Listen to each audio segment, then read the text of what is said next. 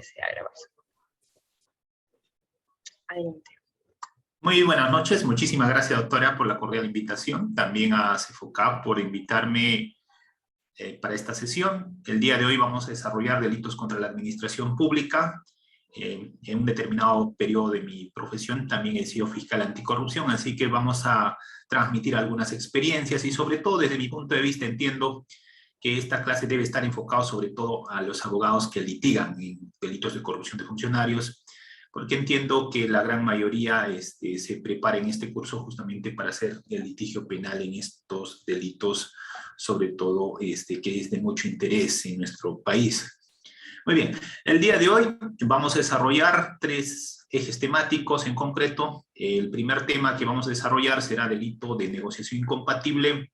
El segundo delito, para que tenga secuencia con el análisis, desarrollaremos el delito de colusión y luego desarrollaremos, si nos da tiempo, el delito de peculado y el delito de abuso de autoridad.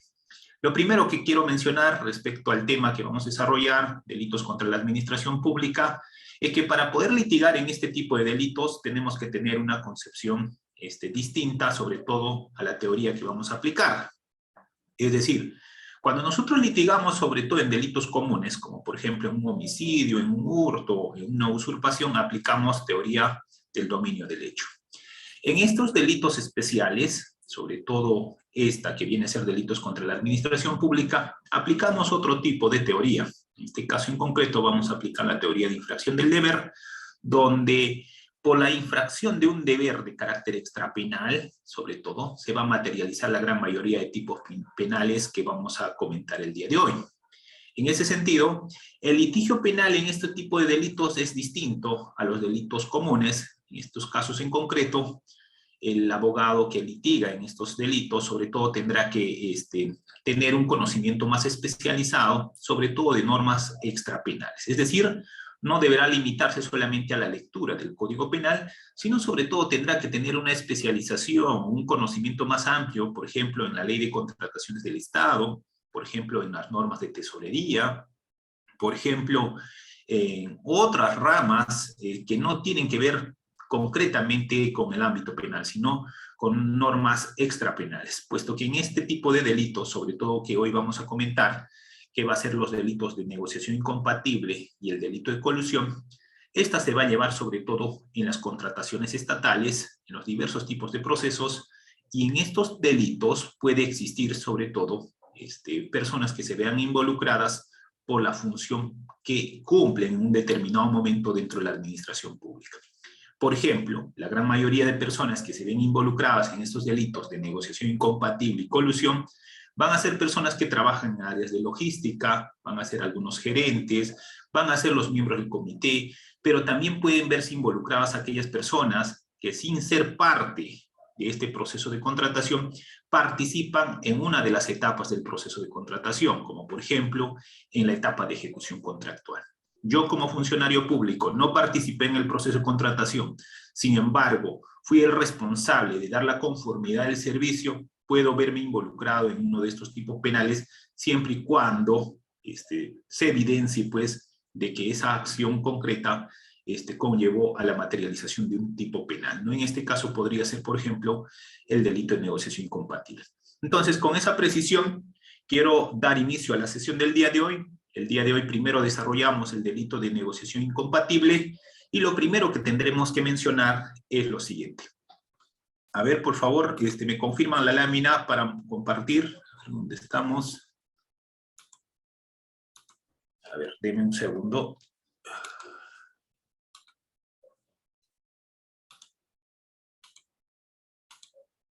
A ver, ¿me confirman? ¿Se observa? A ver. Está cargando, doctor. Ya, se puede apreciar. Muy bien. Muy bien, entonces desarrollamos primero el tipo penal referido a negociación incompatible. Y lo primero que les voy a preguntar para poder interactuar es lo siguiente. En los delitos contra la administración pública, lo primero que tenemos que entender es a quién se le considera como funcionario o servidor público. Por una sencilla razón. En este tipo penal que vamos a desarrollar primero, negociación incompatible, el autor solo puede ser un funcionario o servidor público. En ese sentido, lo que quiero precisar es, en nuestro ordenamiento jurídico peruano, no existe una definición en el ámbito penal de funcionario o servidor público. En otras ramas del derecho, como por ejemplo en el derecho administrativo, va a existir una definición de funcionario o servidor público, pero para concretamente el derecho penal no existe una definición de quién es un funcionario o servidor público. Ante este vacío de la definición, en el tema concreto del derecho penal, vamos a recurrir a una norma que está establecida sobre todo en el Código Penal, donde se establece no la definición de funcionario o servidor público, sino se establece a quienes se les debe considerar como funcionario o servidor público. Entonces, la primera pregunta es, ¿alguien me puede decir cuál es la base legal que existe en el Código Penal que establece quién es un funcionario o servidor público? Muy bien, Robert. La base legal que establece a quién se le debe considerar como funcionario o servidor público viene a ser el artículo 425.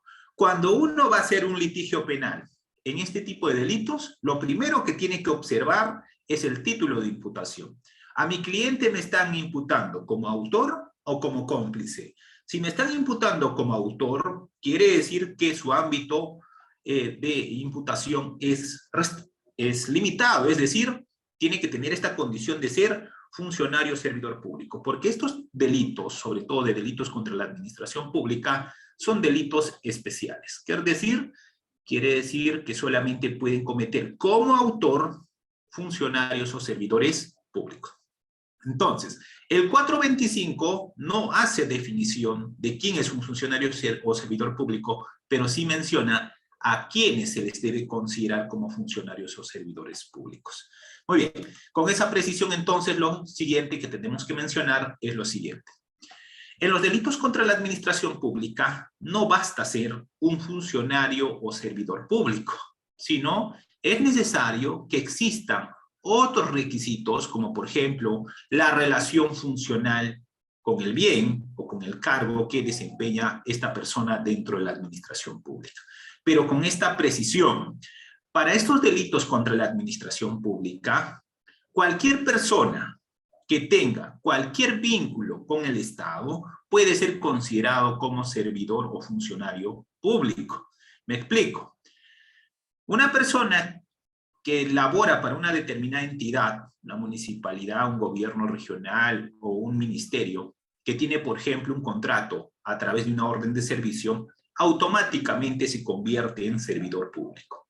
Es decir, para el derecho penal en concreto de nuestro país, no es necesario que yo tenga un vínculo contractual determinado, como por ejemplo, que pertenezca al 276, al 728, sino cualquier vínculo del Estado me convierte automáticamente en servidor público. ¿Correcto? Aquí no estamos analizando, por ejemplo, los requisitos de la relación laboral, que vienen a ser, por ejemplo, el tema de subordinación, entre otros. No.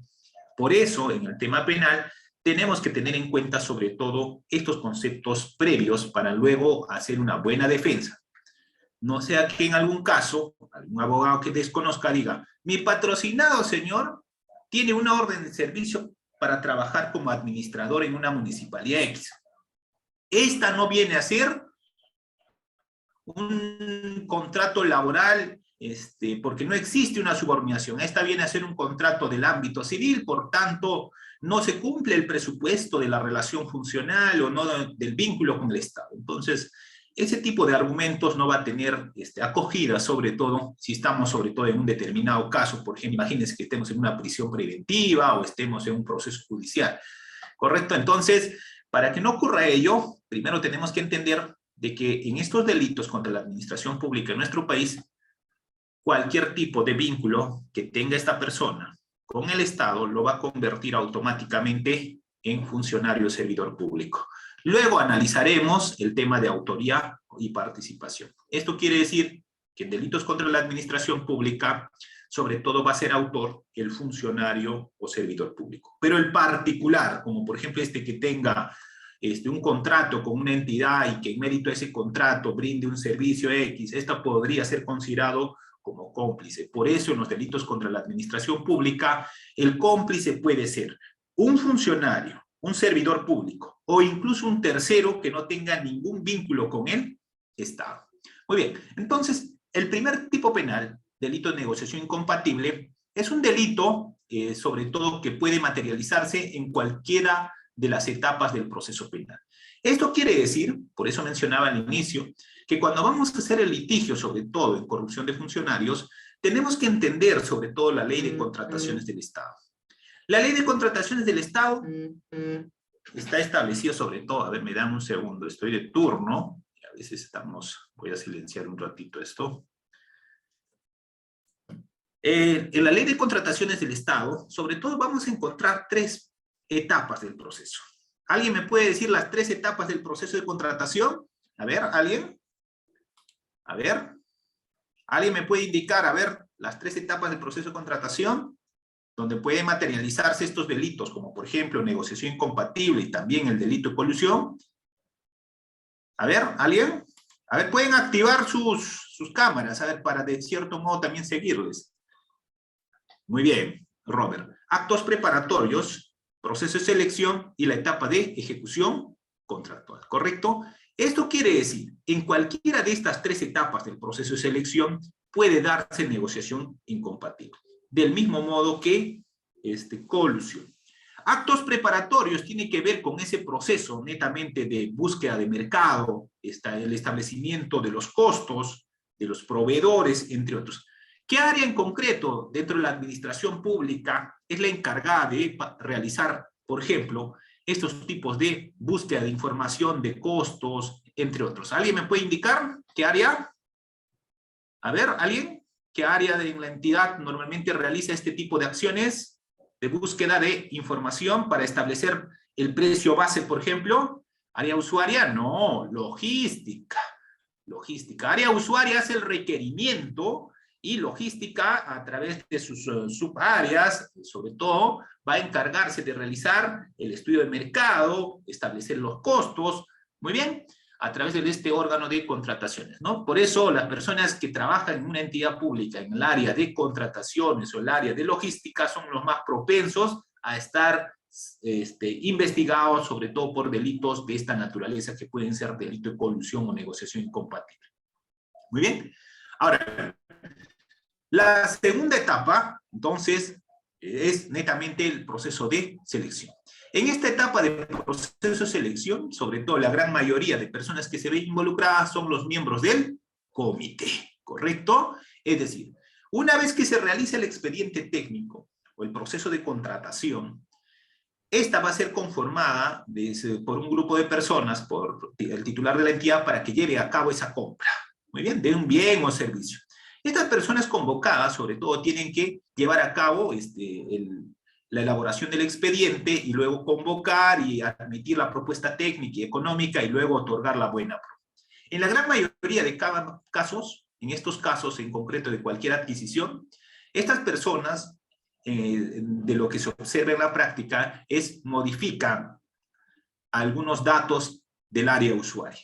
Para modificar algunos datos del área usuaria, tienen que hacer justamente la consulta al área usuaria. ¿Por qué? Para establecer los puntajes, ellos tienen que establecer claramente cuáles son las condiciones. Entonces, aquí, sobre todo en este tipo penal, lo que vamos a observar, y también en colusión, es indicios. Indicios documentales, por los cuales vamos a nosotros luego deducir de que aquí hubo un dolo. Este delito de negociación incompatible no es un delito de acción culposa, es un delito de acción dolosa.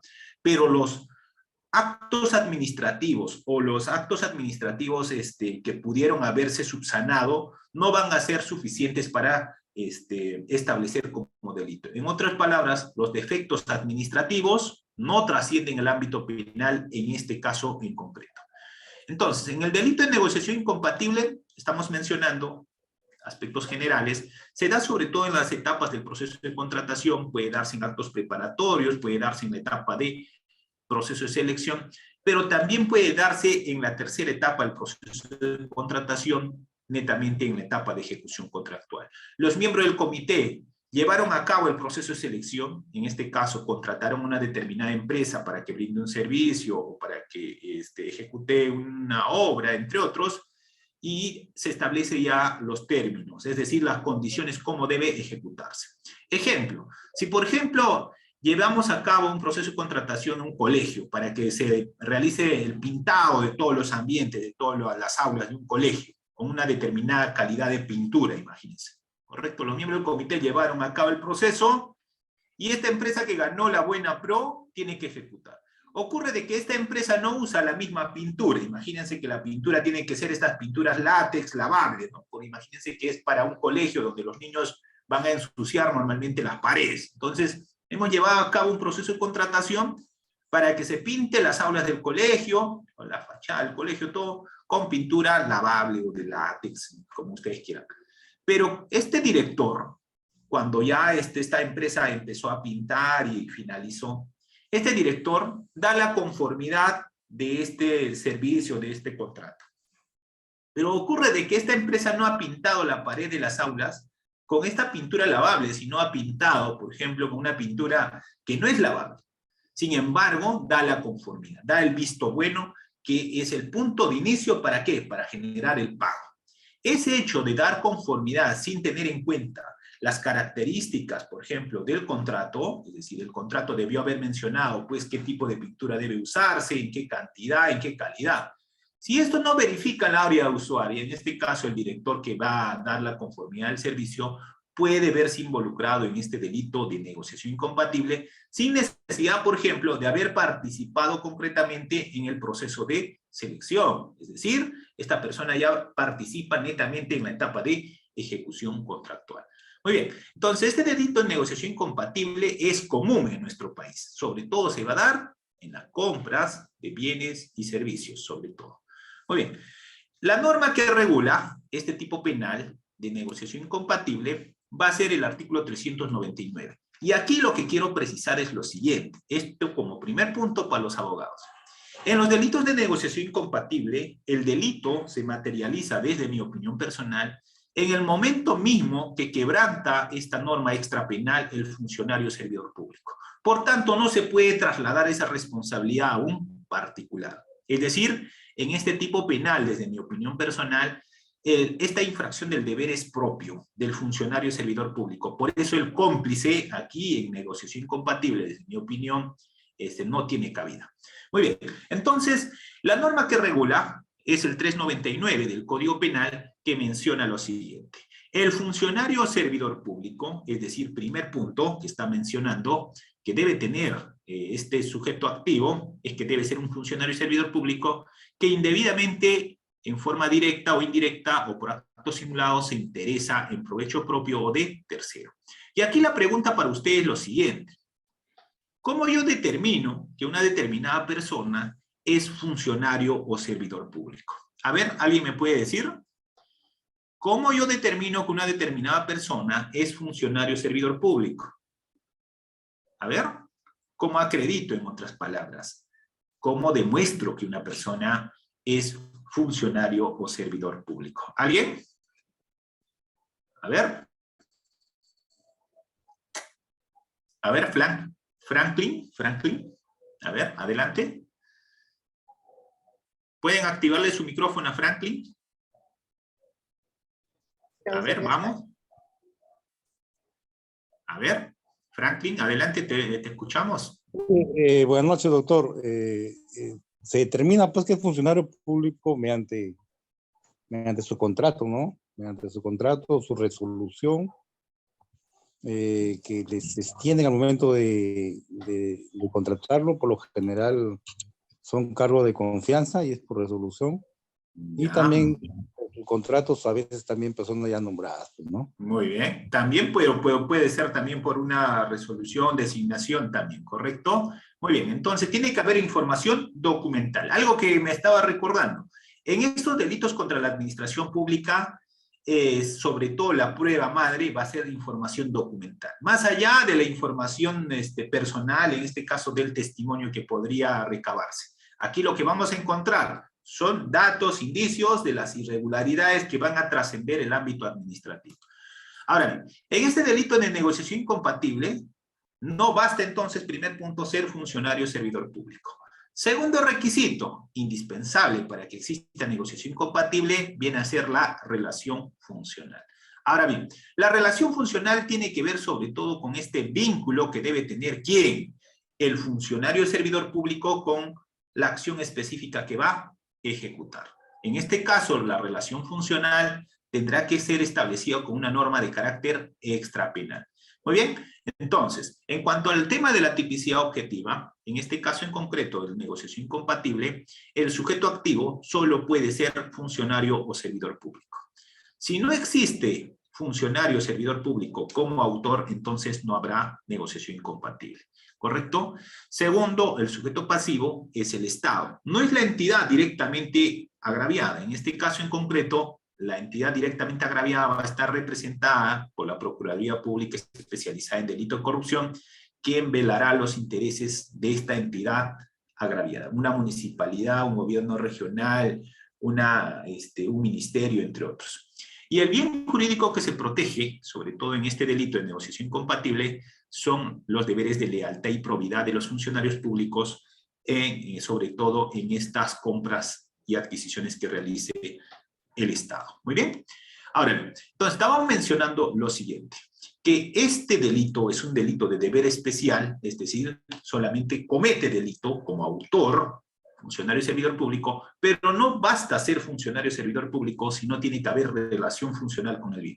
La pregunta es, ¿dónde encuentro yo como funcionario, como abogado, como fiscal, como asistente de función fiscal, la relación funcional con el bien?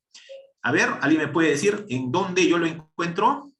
Lo puedo encontrar en el Manual de Organización y Funciones, MOF, ROF, o en cualquier documento de gestión interna. No necesariamente tiene que ser el MOF o ROF, puede ser cualquier documento de gestión interna donde se establezca qué. A ver, ¿alguien me puede decir que tiene que estar establecido en este Manual de Organización y Funciones, ROF o MOF, o documento de gestión interna? ¿Alguien? A ver, ¿qué tiene que estar establecido?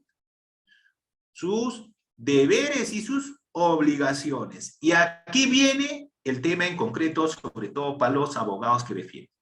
Si en un determinado caso la Fiscalía está investigando a mi patrocinado por este delito de negociación incompatible, más allá de que sea funcionario y servidor público, yo lo que debo buscar como abogado es qué norma extrapenal ha infringido mi patrocinado, en ese caso en concreto. A ver, ¿ha sido designado como miembro del comité? Sí. ¿No ha sido designado como miembro del comité? No. ¿Ha participado en actos preparatorios? Sí. ¿Tenía esta función específica o no tenía esta función específica? Y aquí viene la obligación, sobre todo para la Fiscalía. Cuando la Fiscalía va a imputar cargos a una determinada persona por este delito de negociación incompatible, no basta que mencione que ha infringido deberes extrapenales, de lealtad, probidad, que en sí esos son, de cierto modo, principios, ¿correcto? En la adquisición de la contratación.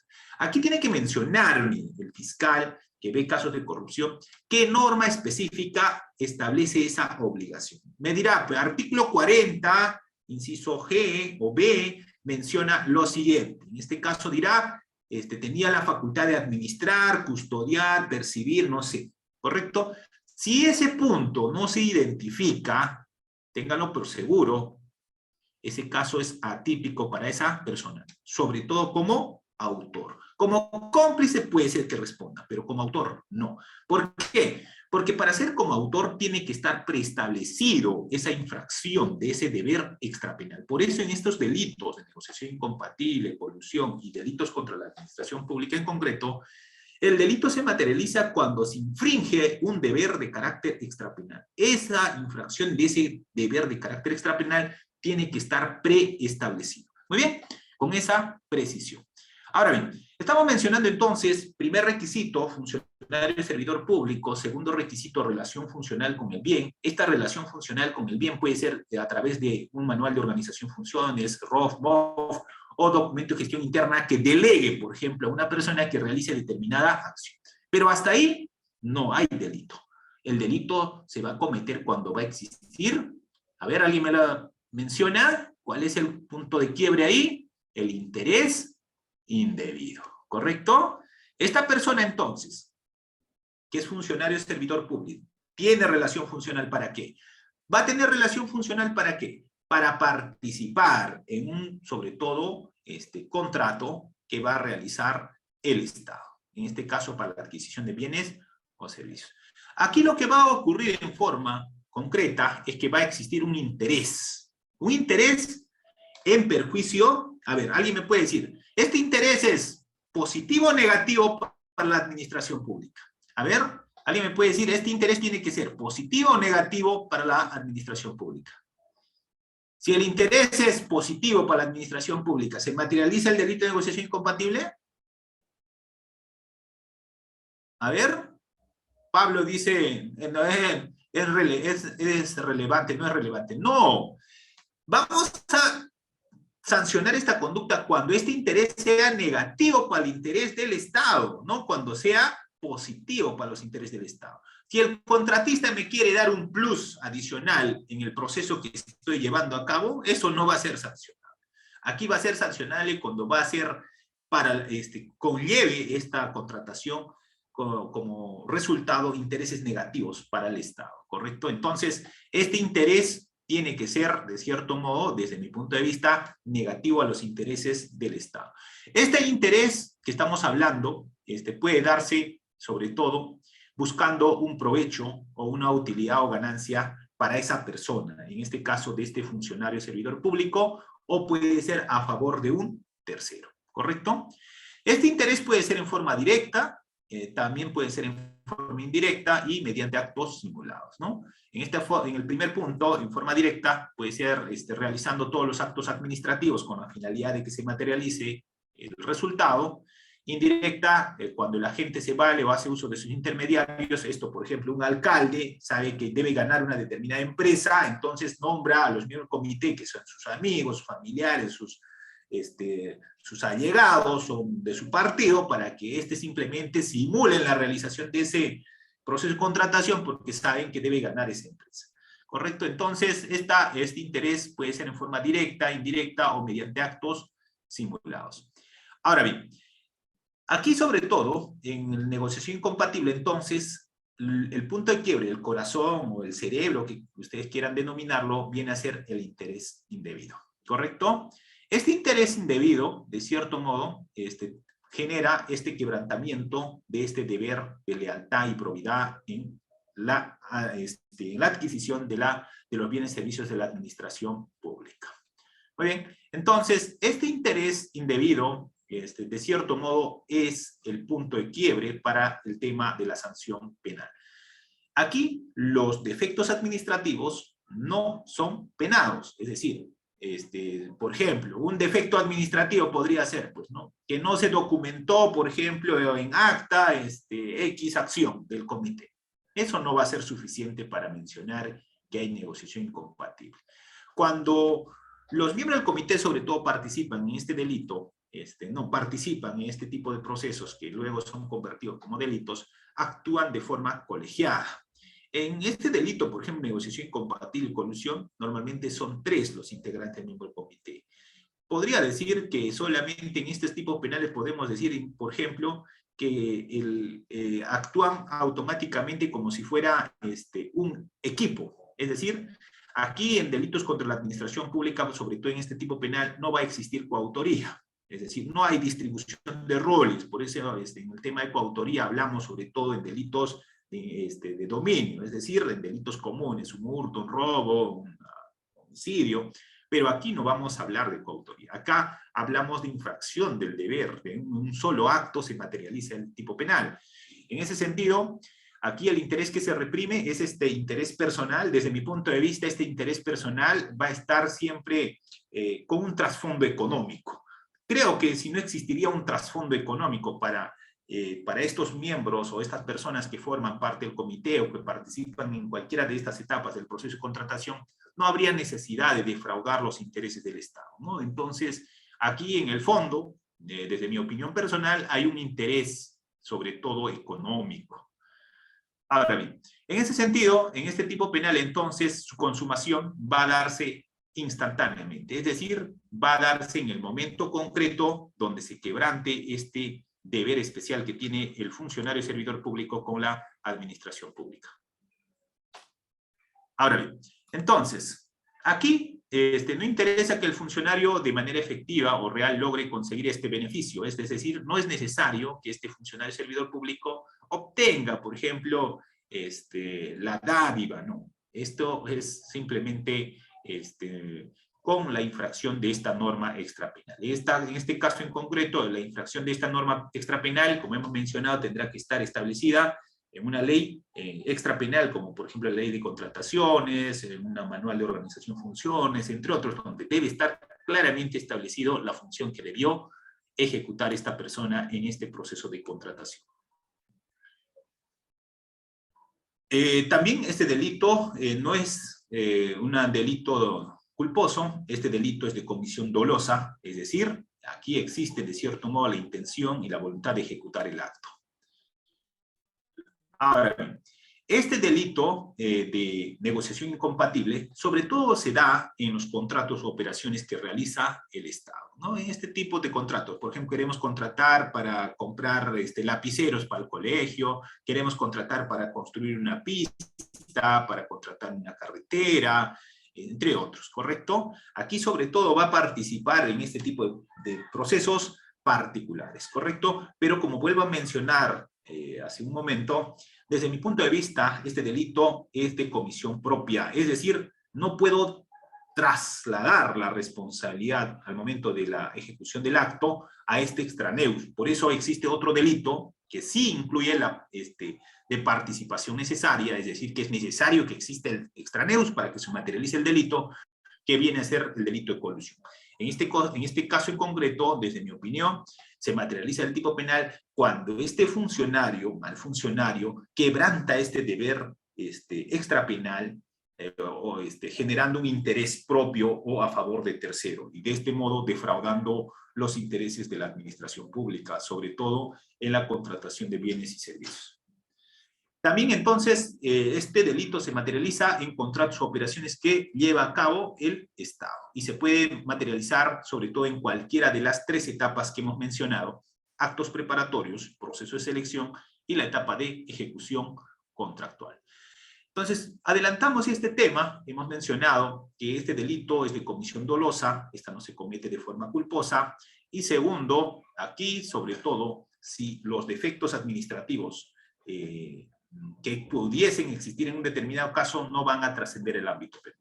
El solo defecto administrativo no será suficiente para imputar negociación incompatible. ¿Y cómo establezco que yo en un determinado caso que esto es un defecto administrativo o es un delito? Habrá que evaluar en conjunto los indicios, ¿correcto? Para de ese modo establecer si estamos ante un caso del ámbito administrativo o estamos ante un caso que trasciende el ámbito penal. Teniendo en cuenta que en este caso, si se realiza una investigación a nivel del ámbito administrativo, este es independiente a lo que puede efectuarse a nivel del Ministerio Público o Fiscalía. Un abogado que no conoce este tema podría decir, pero si están investigando administrativamente, ¿por qué lo están investigando también a nivel penal? Es decir, a nivel de la Fiscalía.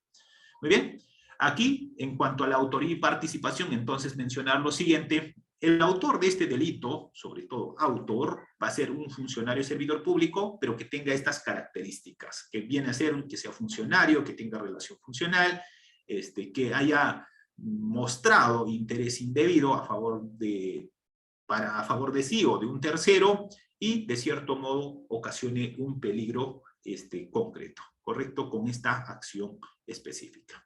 Muy bien, algunos seguro me dirán, doctor, y si en este caso en concreto estamos en un proceso de selección y cuando se otorgó la buena pro, esta no llegó a materializarse, el titular de la entidad lo anuló, este proceso de contratación, ¿se materializó o no el delito? Desde mi punto de vista personal, considero que sí está materializado el delito, más allá de que se ejecute o no. Por eso hemos mencionado en este caso en concreto que el delito puede darse en cualquiera de las 3 etapas. Puede ser que se haya dado en actos preparatorios, puede ser que se haya dado en etapa de selección o etapa de ejecución contractual. Poniendo un ejemplo, en etapa de actos preparatorios, imagínense que una determinada empresa tiene el interés de ganar un proceso de contratación, y para eso pues se contactó con el área de logística, ¿correcto? Para que establezca en el estudio de mercado el tema de costos. Y de ese modo ya tenga información privilegiada. ¿Qué información? Primero, el costo que vamos a proponer en el caso de que sea convocado este proceso de selección. Y segundo, saber, por ejemplo, qué tipo de bien o servicio se va a adquirir, ¿no? Podría darse negociación incompatible, como vuelvo a mencionar, en actos preparatorios. Ahora bien, en cuanto entonces al cómplice, en este tipo de delitos contra la administración pública, sobre todo no vamos a hablar de cómplice primario ni secundario, solamente vamos a mencionar cómplice. Y esta va a ser aquel que va a brindar un apoyo, sobre todo a este mal funcionario, servidor público, que va a ser el autor del delito. Muy bien, en este caso en concreto, el cómplice puede ser un funcionario servidor público que no tenga relación funcional con el bien, es decir, que no participe en el proceso de contratación, pero que colabore para la ejecución del acto. Pero también puede ser un tercero, es decir, aquel que no tenga ningún tipo de vínculo con el Estado. Muy bien, entonces, aquí en cuanto a autor y cómplice queda claro el tema que estamos mencionando.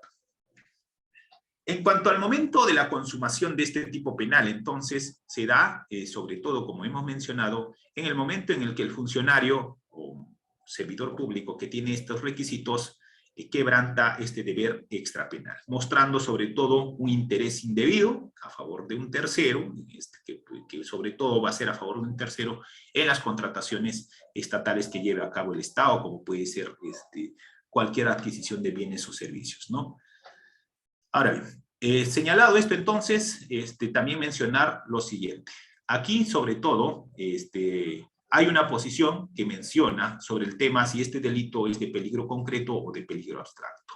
La jurisprudencia nacional ya mencionó que este tipo de delitos es de peligro concreto, es decir, debe materializarse el acto, ¿correcto? Es decir, debe existir de cierto modo la ejecución. Y ahí viene el primer punto que mencionaba. Si el proceso de contratación no se lleva a cabo, ¿el delito está materializado o no estaría materializado? Desde mi punto de vista, el hecho de haberse llevado a cabo el proceso haría de que el delito esté materializado, ¿no? Muy bien, sobre este tema entonces hay ciertos criterios jurisprudenciales no unánimes, porque recordemos que la Corte Suprema, como máximo intérprete del derecho, también tiene ciertas jurisprudencias que tienen posiciones discrepantes. Esto quiere decir que nuestra jurisprudencia nacional no es unánime. Y un ejemplo de ello, seguramente muchos ya pudieron evidenciar en otros tipos penales.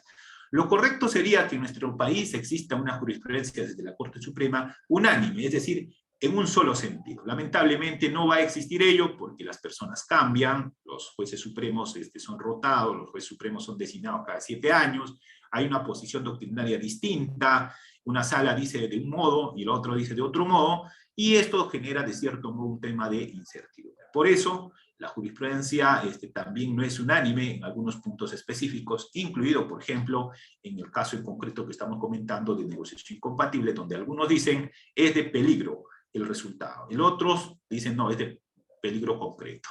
Muy bien.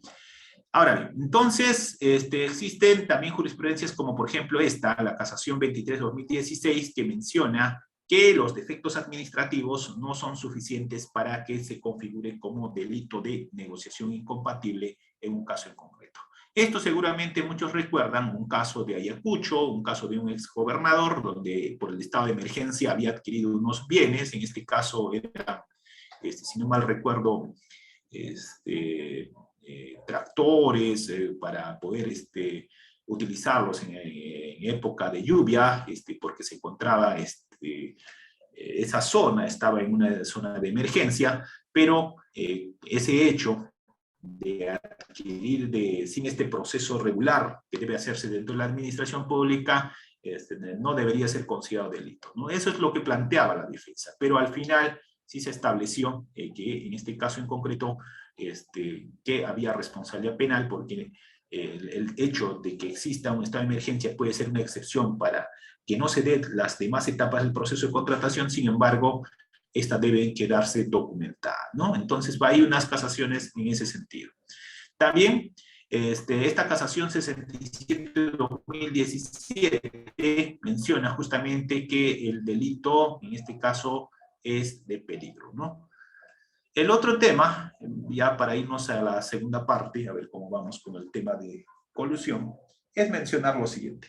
La diferencia, sobre todo, con el otro tipo penal que vamos a analizar el día de hoy, que viene a ser sobre todo delito de colusión, va a radicar en que en el delito de negociación incompatible no es necesario, desde mi punto de vista personal, esta participación necesaria del extraños. En otras palabras, si yo defiendo a una determinada persona como cómplice de este delito de negociación incompatible, yo podría optar de que su aporte, su participación no es trascendental para la materialización del delito, porque para eso existe otro delito que viene a ser de encuentro, que viene a ser el delito de colusión. Entonces, la imputación tendrán que revisar bien si en este caso existe o no, por ejemplo, el aporte necesario. Hemos mencionado que el aporte necesario puede ser dado por un funcionario o servidor público en este delito en concreto. Resumiendo este tema, que viene a ser negociación incompatible, diremos lo siguiente, que este delito de negociación incompatible está establecido en el 399 del Código Penal. Esta, sobre todo, se va a materializar ¿cuándo? Cuando un funcionario o servidor público, aquí está, por ejemplo, estamos mencionando, funcionario o servidor público, teniendo relaciones funcionales, es decir, vínculo para ejecutar algo, no cualquier funcionario, sino su designación como miembro del comité, su designación como personal de logística o como el encargado de recepcionar la obra o el servicio, en este caso, en el tema de la celebración de los contratos o cualquier otro tipo de acciones o operaciones que realice el Estado, ¿qué va a hacer? Va a interesarse, ¿correcto? Va a interesarse mediante actos simulados, sobre todo que esta puede ser de forma directa o indirectamente, quebrantando estos deberes de lealtad y probidad, sobre todo en la administración pública. Muy bien, este delito es un delito de comisión dolosa, no es culposa, tendrá que probarse. El dolo no se presume. ¿Y cómo vamos a probar el dolo en un determinado caso de negociación incompatible? Será con los indicios. El comité admitió, por ejemplo, la propuesta técnica sin que esta empresa cumpla con este requisito. Exigíamos 5 años de experiencia en un rubro. Esta empresa presentó que tenía 3 años de experiencia, sin embargo lo admitió y otorgó una puntuación. Dato objetivo. El dolo no se presume. Muy bien. Con eso, entonces, doy por finalizada esta primera parte y pasamos por un breve periodo, un breve tiempo, a la ronda de preguntas para de ese modo avanzar con el segundo tema. A ver, ¿alguien? ¿Alguna pregunta? Bien, doctor, por el chat tenemos preguntas como la de Raúl Vargas, que dice, ¿un voluntario o pasante de una entidad estatal puede ser considerado servidor público? A ver, un voluntario primero habrá que mencionar. ¿Tienes algún tipo de documento con el que se firma con la entidad? ¿Hay algo? A ver, activen el micrófono al que hizo la pregunta. A ver. Ok, doctor, vamos a ver. En todo caso, ¿puede levantar la mano, Martín? A ver. Martín. Lo primero que tendríamos que mencionar es lo siguiente. Hemos mencionado, este sería el primer punto, tal vez no para negociación incompatible, pero podría ser, por ejemplo, ¿qué pasaría si este pasante es el que ha recibido la coima?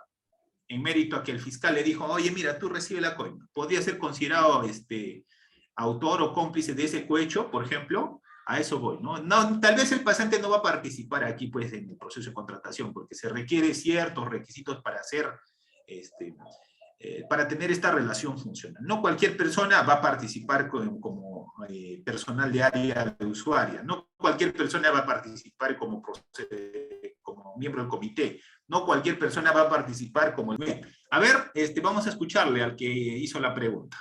A ver. Sí, estoy solicitando activar audio. Vamos, Raúl Vargas, adelante. A ver. Muy buenas noches, doctor Coronado, y a todos los que sí, buenas noches, están presentes. Sí, yo me imaginaba el caso de un pasante, bueno, podría ser de cualquier entidad estatal, ¿no? Pero, por ejemplo, en el Ministerio Público entiendo que es por una resolución de la presidencia, ¿no? De la Junta de Fiscales Superiores. Los pasantes, claro. Normalmente en Fiscalía hoy en día tenemos el convenio con el Ministerio de Justicia que hacen los cesigristas, por ejemplo, ¿no? Y ahí hay un vínculo, ¿correcto? Por tanto, sí podría surgir una responsabilidad de esa persona, ¿no? Ya, pero ¿pasante en qué sentido? ¿Que solamente ingresa a la entidad sin ningún vínculo? Por ejemplo, en el Poder Judicial se realiza la pasantía, ¿no? A diferencia del voluntariado en el Ministerio Público. Ya. Pero bastaría con esa resolución de la presidencia de una junta de fiscales de un distrito X para que se considere un vínculo laboral o un contrato? No. No estamos hablando de vínculo contractual. Aquí no es necesario, doctor, establecer el vínculo contractual, sino cualquier tipo de vínculo que tenga con el Estado, ¿correcto? Para ser considerado servidor público. ¿Ya? Y luego tendremos que ver los demás requisitos. En delitos contra la administración pública no basta ser funcionario o servidor público, no basta. Ese es el primer requisito, pero además de eso tiene que darse los demás requisitos. Segundo requisito, relación funcional. Tenía facultades de administrar, custodiar, percibir, tenía facultades para participar en el proceso de contratación o no. Si no tenía eso, esa conducta es atípica. Ya, vamos, a ver.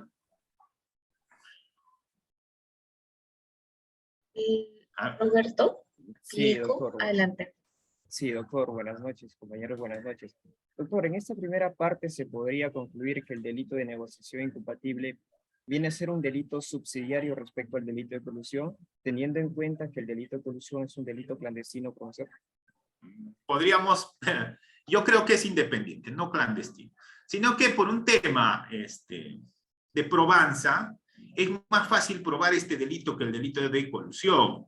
La gran mayoría de fiscales anticorrupción prefieren llevar como tipo penal principal este delito. ¿Por qué? Porque para este delito necesito simplemente datos, indicios que evidencien este interés indebido. En cambio, para el delito de colusión, yo necesito este encuentro necesario entre el funcionario y el particular. Si yo no encuentro ese dato objetivo necesario, no va a haber colusión, porque la colusión es un delito clandestino. No va a haber pues una grabación fílmica, no va a haber un audio, no va a haber una transferencia interbancaria del dinero. No, estas personas no van a hacer eso, ¿no? Entonces es más difícil probar, pero no imposible, porque va a haber indicios que puede llevarnos a deducir que efectivamente ocurrió este acuerdo clandestino. Recordemos que el razonamiento es deductivo, ¿correcto? Para luego arribar a esa conclusión. Entonces yo podría mencionar, opinión personal, no es un delito subsidiario, es un delito independiente. A ver, ¿alguien más? Por el chat, doctor, tenemos una pregunta, a ver un ratito, de Andrés. ¿Qué sucede cuando en los informes de control fuerzan una función del MOF para que el procurador pueda imputar ese delito de negociación incompatible u otro delito? Ya. Primero, no pueden forzar. Aquí en delitos contra la administración pública tiene que estar preestablecido esa función. Tampoco podemos hacer una interpretación analógica o una interpretación amplia. Tiene que ser específico. A ver, dice administrar. Muy bien, pero ¿qué podía administrar? Tenía facultades de percibir. Tiene que estar preestablecido. Si esta función es genérica, ténganlo por seguro que ese caso no va a tener buen futuro. Los abogados, por eso aquí ya la recomendación a los abogados, tienen esa función, desde mi punto de vista, de identificar, a ver, ¿cuál es la norma extrapenal que ha quebrantado? Y esta norma extrapenal que ha quebrantado tiene que ser clara, precisa, concreta, no puede ser vaga. La ley de contrataciones dice tal cosa, esa tiene que ser. Se ha quebrantado los principios A, B, C, D. A ver, ¿cuáles son esos principios? Y habrá que vincularlo. Ese principio, ¿a quién estaban obligados? ¿Al autor o al cómplice? No, al autor. ¿Por qué? Porque estaba llevando a cabo el proceso de contratación, era el encargado de convocar, de calificar, de otorgar la buena pro. Entonces, esos principios estaban inmersos dentro de ese proceso de selección. Por tanto, estos han sido quebrantados. Eso tendrá que mencionarlo. Por eso, en este tipo de delitos, sobre todo negociación incompatible y colusión, el fiscal, cuando va a formular acusación fiscal, no la formalización, acusación fiscal, tiene que precisar, y el abogado tiene que estar atento, cuál es la norma en concreto que ha quebrantado y que ha dado como resultado esta conducta ilícita. Muy bien. Siguiente, a ver, vamos. Tenemos la última pregunta de Augusto Lino, quien dice, con respecto al cohecho en función policial, ¿cómo sería? Ya. Bueno, no estamos desarrollando cohecho, pero solamente mencionar de manera general. Cohecho en la función policial es algo similar. Primero, funcionario servidor público. Claro, el efectivo policial es un funcionario público. Segundo, relación funcional. ¿Qué tenía el señor? ¿Tenía facultades para imponer la papeleta o no tenía facultades, por ejemplo, para imponer la papeleta? ¿Qué ha quebrantado? ¿Qué ha quebrantado? Ha quebrantado una norma extrapenal. Por ejemplo, su función no era imponer la papeleta, su función era comunicar al personal de tránsito para que imponga la papeleta. Sin embargo, este señor, ¿qué hizo? Con la finalidad de que no ponga en conocimiento al personal de tránsito, este dijo, ya, 500 soles, si no, en este momento te traslado a la comisaría y te van a imponer. ¿Cuál era su obligación? Su obligación era poner en conocimiento. Entonces, ahí también, a modo de ejemplo, estamos mencionando, quebranta una norma de rango extrapenal, que en este caso tendrá que estar preestablecido ello. Muy bien, no estamos hablando de cohecho, solamente haciendo mención, pero aquí, en este delito de negociación incompatible, al igual que en el delito de colusión, es necesario la relación funcional y el quebrantamiento de una norma de carácter extrapenal. Ya, vámonos. Entonces, dejamos esta parte, vamos con el segundo tema. A ver. Vamos con el segundo tema, que está referido sobre todo al delito de encuentro, que viene a ser el delito de colusión.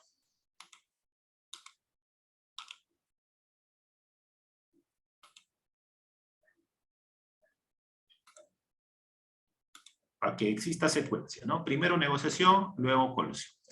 Ya. A ver.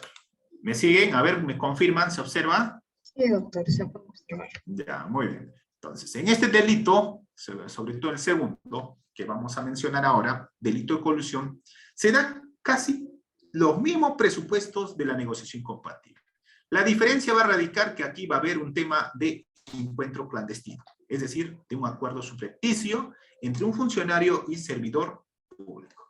En ese sentido diremos lo siguiente, no voy a hacer mención mucho al tema cambio legislativo, pero desde el año 2016 para adelante ya existe una sola normatividad sobre el delito de colusión, ¿no? Antes existían varias modificaciones. Lo que vamos a encontrar en este delito en concreto de colusión va a ser dos tipos de colusión. Colusión simple y colusión agravada, esto de acuerdo sobre todo al tema de la defraudación. Muy bien. Al igual que en el delito de negociación incompatible, aquí se requiere sobre todo un ¿qué? Se requiere un funcionario o servidor público. Ya no hago mención a quien se hace con referencia como funcionario o servidor público, sino que esta persona, al igual que en negociación incompatible, debe participar, y por eso su segundo presupuesto viene a ser relación funcional. Esta relación funcional debe ser en función del cargo, ¿para qué? Para la adquisición de bienes, servicios o obras. ¿Correcto? Concesiones o cualquier operación que realiza el Estado. Hasta ahí, algo similar con negociación incompatible.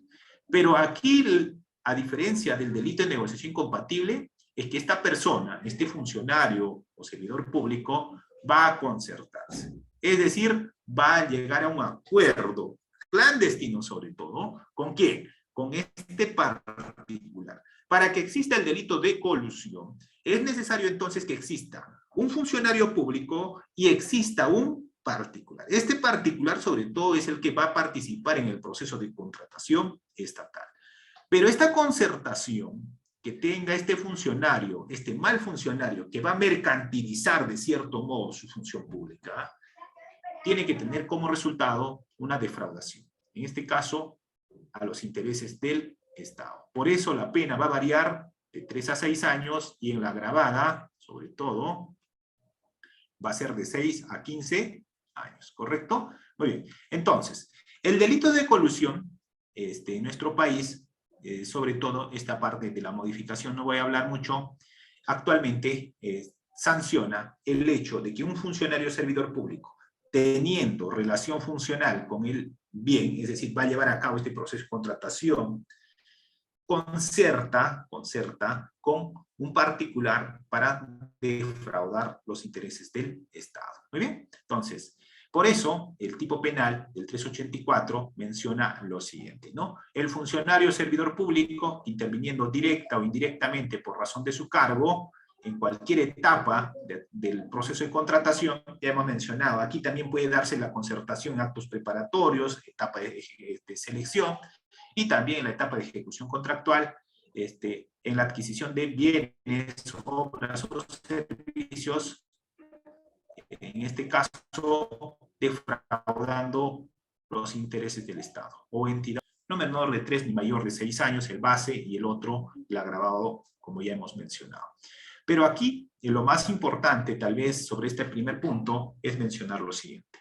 El tema de la prescripción en estos delitos contra la administración pública, sobre todo en este delito de negociación incompatible y colusión, es que va a duplicarse para los funcionarios públicos. En cambio, para el particular, en este caso en concreto, del delito de colusión, la prescripción va a ocurrir en el periodo que se establezca del tipo penal. Es decir, puede ocurrir si el delito de colusión recién lo estamos investigando del año 2000, pongamos, del año 2010, para el particular puede haber prescrito a la fecha, ¿correcto? No se duplica el plazo de prescripción para el extraneoso. Para el funcionario servidor público sí se duplica el plazo de prescripción.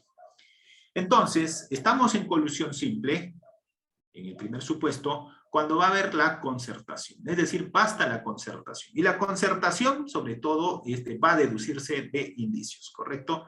Este delito de colusión no se va a realizarse, pues, dentro de la oficina. Normalmente, este tipo de delitos de colusión se realizan en forma clandestina, incluso en lugares distintos a la sede donde se va a llevar a cabo el proceso de contratación estatal. Imagínense que el proceso se va a realizarse en Arequipa. No, en Arequipa no se van a concertar. La gran mayoría van a ir a otras ciudades, a Lima, tal vez al norte, incluso al extranjero, donde se va a ver esos temas en concretos. Y los indicios de ello vamos a encontrar, por ejemplo, en las comunicaciones que tengan estas personas, por ejemplo, llamadas telefónicas, correos electrónicos, conversaciones por redes sociales, WhatsApp, Telegram, o por ejemplo, en las transferencias económicas que se realicen incluso al entorno de sus familiares. Estas personas que sobre todo participan en estas conductas ilegales referidos a la ley contra la administración pública, normalmente no van a usar su cuenta personal, ¿correcto? Normalmente usan cuentas personales de sus familiares, incluso de personas de su entorno de amistades, y con la finalidad de que la Fiscalía no pueda evidenciar este nexo. Pero no es nada imposible, sí se puede realizar. Y a partir de qué dato vamos a nosotros establecer de que sí hubo un tema de concertación, como para el primer supuesto. Esto es a partir de la información documental que vamos a nosotros observar. Por eso en los delitos contra la administración pública, la prueba madre, desde mi opinión, es la prueba documental. ¿Y cuál es la prueba documental? Porque todo en la administración pública se documenta. ¿Por qué creen ustedes que hoy en día el gobierno está tan cuestionado? Porque no tienen experiencia en gestión pública, y todo lo que se realiza en administración pública, lamentablemente, tiene que estar detallado en información documental. Entonces, el primer punto que vamos a ver aquí será el expediente. Muy bien, pero no basta el expediente. Puede ser que la información en el expediente sea perfecta, esté bien hecha, con todas las firmas, esté con todos los procedimientos llevados a cabo. El punto de quiebre será contrastar esta información documental con el sistema informático. ¿Alguien me lo dice? A ver, ¿qué tipo de sistemas manejamos sobre todo aquí? A ver, ¿alguien de alguna entidad? A ver, una municipalidad, un gobierno regional. A ver, ¿alguien me puede decir qué sistema normalmente se maneja? A ver, el SEACE, ¿correcto? El SEACE, el CIAF, ¿correcto? Toda esta información física que nosotros vamos a obtener del proceso de contratación tiene que estar ahí. Y ahí viene el primer indicio que vamos a ver. A ver, ¿cuándo fue convocado? ¿Cómo se realizó el estudio de mercado? ¿A quiénes lo invitaron? ¿Cómo fue la respuesta? ¿Cómo se invitó? ¿Se invitó por correo electrónico, en forma personal, en sobre cerrado? ¿Cómo fue? ¿Cómo regresó la información? ¿Cómo se comunicaron? Y todo está informatizado, es decir, está digitalizado. Entonces, puede ser que en el expediente todo esté en orden, todo esté correctamente ejecutado, pero cuando vamos a hacer el contraste con el sistema informático, vamos a empezar a evidenciar los datos, indicios de esas primeras irregularidades que veremos si trasciende o no el ámbito administrativo. Segundo, en este delito de colusión, sobre todo lo que vamos a encontrar es, a ver, esta empresa que está participando en este proceso de contratación, ¿cumplía o no cumplía los requisitos? Y para eso, ¿qué vamos a hacer sobre todo? Vamos a contrastar la información requerida por el área usuaria, las características que requería el área usuaria con lo que fue adquirido. El área usuaria decía, quiero un, pongamos, quiero lapiceros. Ya, muy bien. Sin embargo, los miembros del comité dijeron, no, queremos lapicero, pero de la marca Faber-Castell. El área usuaria nunca pone o no debe colocar la marca. Lo que debe dar es las características. Imagínense que esta área requirió adquisición de lapiceros, los miembros del comité ya tenían como finalidad que gane una determinada empresa que vende los lapiceros, pongamos Faber-Castell, a modo de ejemplo académico. Entonces, el área usuaria, ¿qué hizo? Modificó los términos de referencia. Dijeron, no, lapicero no es suficiente, lapicero Faber-Castell o X marca. Y para eso, ¿qué hicieron? Admitieron la propuesta técnica y la propuesta económica de esta empresa que ya tenía predestinado que gane este proceso de selección.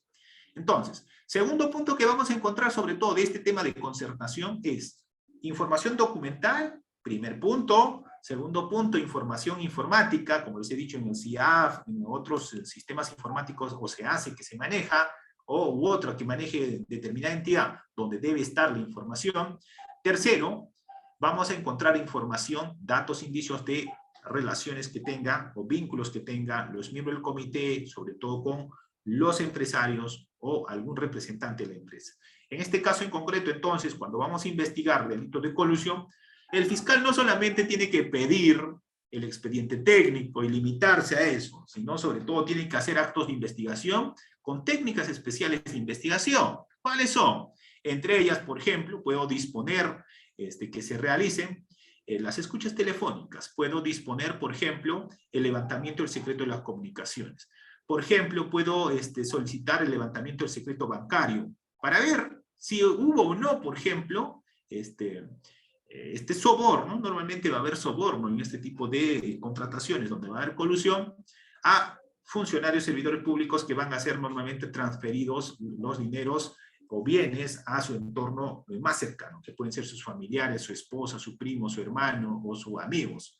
Y luego lo que vamos a observar es también el periodo en el que se llevó a cabo este proceso de contratación. ¿Por qué las otras empresas que participaron normalmente en ese proceso de contratación no fueron primero admitidos? Segundo, ¿por qué se obtuvo un puntaje menor?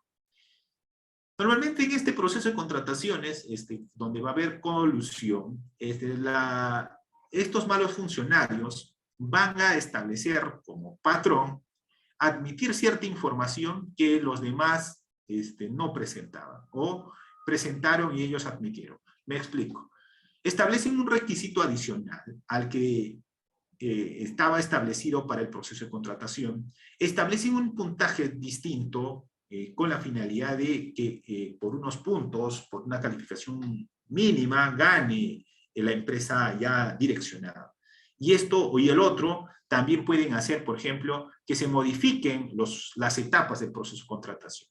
Dentro del proceso de contratación vamos a encontrar, por ejemplo, varias subetapas, ¿no? Convocatoria, presentación de propuestas, puede haber plazo para la impugnación, entre otras. Pero estos miembros del comité incluso pueden modificar esos plazos, las bases del proceso de contratación, con la finalidad de que esta determinada empresa sea la ganadora de la buena prueba. Entonces, en colusión simple vamos a estar cuando exista la concertación. No es necesario que exista, ¿qué? Defraudación.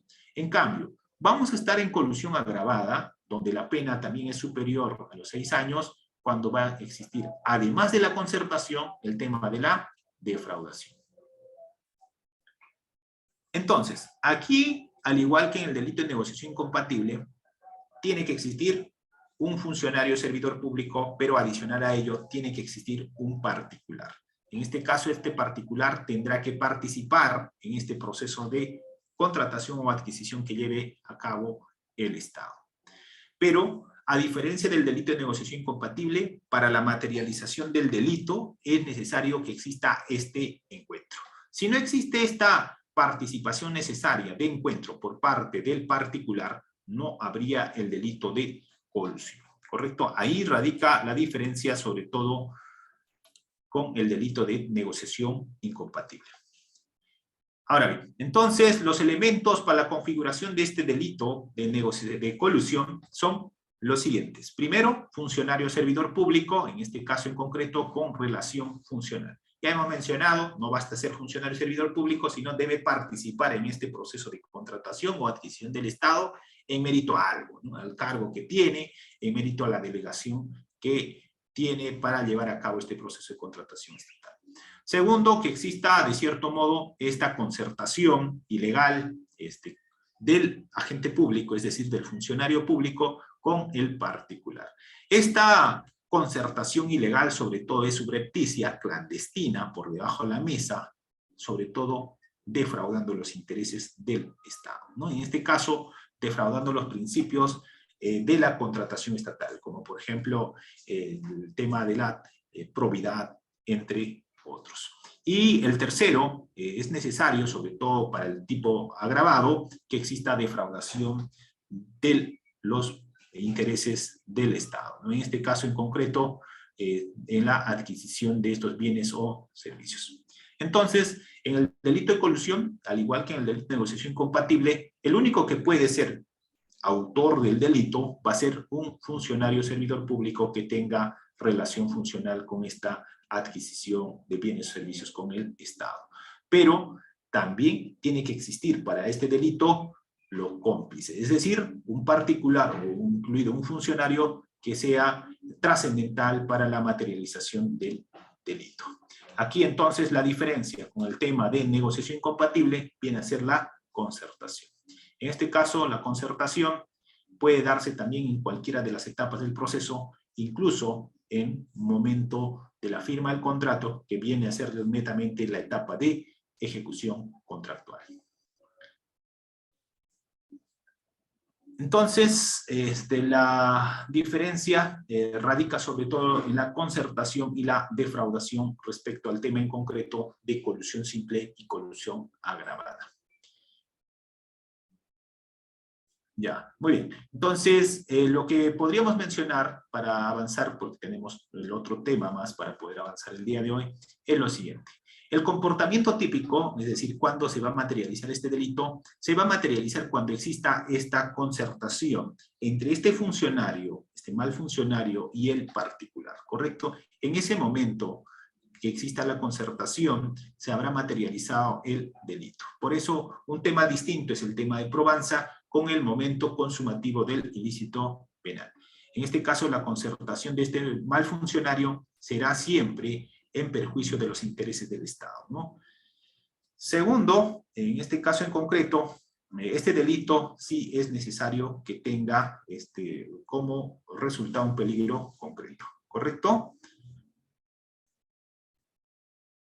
La concertación que pueda tener esta persona, mal funcionario con el particular, puede ser en forma verbal o oral. Es decir, esta persona no es necesario que exista un documento, no es necesario que exista un registro. Esta simplemente se ponen de acuerdo para que la determinada persona, sobre todo persona jurídica en este tipo de contrataciones, sea el beneficiario final, ¿no?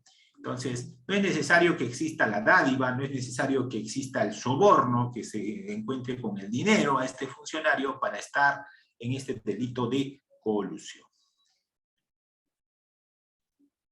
Pero también, como hemos mencionado en el delito de negociación incompatible, para estar en el delito de colusión siempre tiene que haber un perjuicio a los intereses del Estado, ¿no? Sería ilógico que exista concertación de funcionarios y servidores públicos a favor del Estado, ¿no? Eso muy rara vez ocurrirá donde el funcionario señale o requiera algo adicional al empresario para que gane la buena pro. Esto en beneficio de los intereses del Estado. Por ejemplo, dice, ¿no? Las características que tú estás presentando en la propuesta técnica no son suficientes. Adiciona algo más.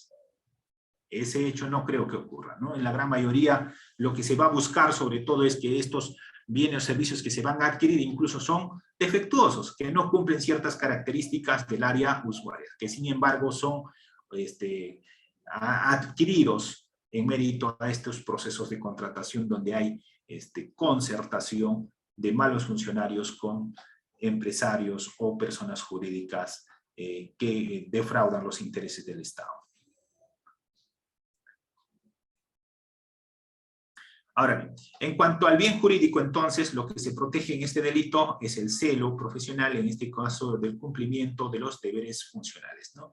Es decir, aquí lo que nos da como mensaje es que todo funcionario o servidor público, es decir, todo aquel que tenga vínculo con el Estado, le debe lealtad al Estado en el cumplimiento de sus funciones. Es decir, debemos nosotros actuar siempre en pro de los intereses de la sociedad, no en pro de los intereses personales o particulares. En este caso, si alguien es designado como funcionario y servidor público, le debe al Estado, ¿correcto? No le debe a una determinada persona. Muy bien, entonces, eso es lo que se protege en este caso en concreto, el celo profesional. Y aquí lo que se va a ver en concreto, desde mi punto de vista, es la mercantilización de la función pública. En otras palabras, está vendiendo la función pública a intereses particulares, cuando esta no debe ser. La que debe ser es que debe primar el interés común a favor de todos, ¿no? Por eso la sanción en este tipo de delitos, desde mi punto de vista, no debe ser solamente la sanción penal. Desde mi punto de vista, la sanción debe ser la expulsión definitiva de este mal funcionario y servidor público del aparato estatal. En otras palabras, desde mi punto de vista personal, a estas personas que se ven involucradas en estos delitos, cuando se llegue a probar, cuando está en proceso puede ser separado, puede ser por un determinado tiempo, para de ese modo no se entorpezca en la actividad de investigación, pero cuando se llegue a probar, desde mi punto de vista personal, debe existir una consecuencia adicional a la pena que vendría a ser la expulsión definitiva con el Estado. Es decir, que nunca más vuelva a tener vínculo con el Estado. Es decir, no tenga nada que lo sujete al Estado. Y de ese modo podríamos reducir, por ejemplo, los actos de corrupción. Pero si le vamos a dar una pena suspendida y este señor sigue laborando en la entidad, olvídese. Esto es como una manzana podrida, ¿correcto? Que va a seguir transmitiendo el mal a generaciones y generaciones. Muy bien.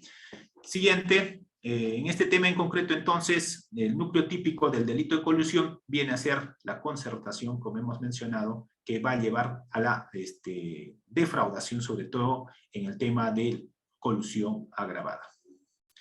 Por otro lado, como ya habíamos mencionado al inicio, en este caso en concreto, también va a aplicarse esta teoría de infracción del deber. Aquí no aplicamos teoría del dominio del hecho. Aquí se materializa el delito cuando este mal funcionario infringe un deber extra penal, ¿correcto? Que le obliga cómo debe actuar en una determinada situación. Yo no voy a explicar esta teoría de la infracción del deber o teoría del dominio del hecho, ya ustedes lo saben, solamente a modo de referencia. Muy bien.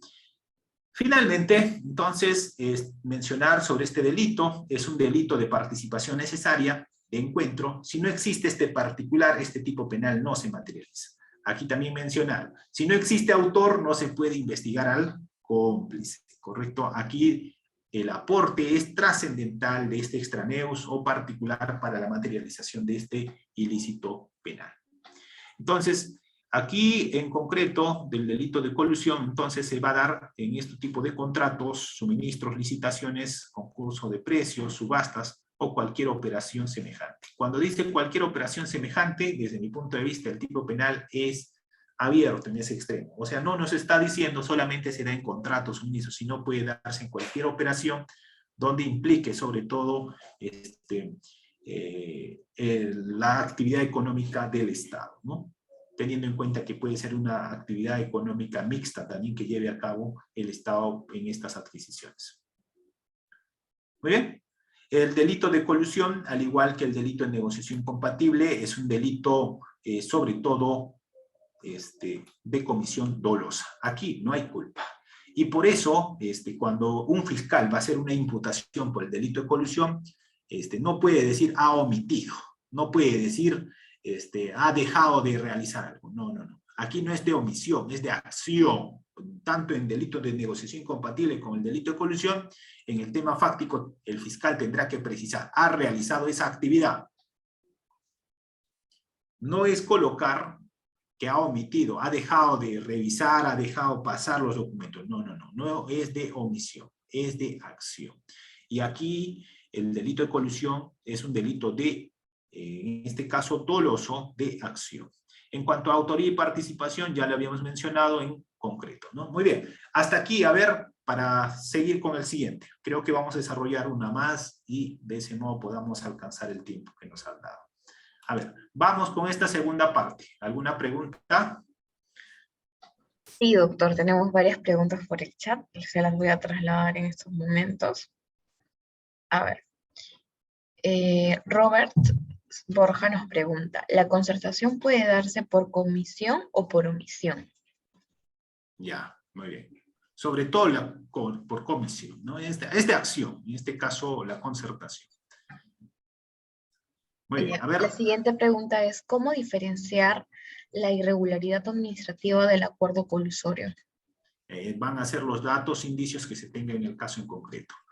¿Correcto? El simple hecho de que no se firmó un documento no va a ser negociación incompatible. Tendremos que establecer, en este caso en concreto, como les he dicho, primer punto, información documental. Segundo punto, información informática. Y tercer punto, las técnicas especiales de investigación, que deberán arrojar de que los actos administrativos que menciona trascienden el ámbito penal.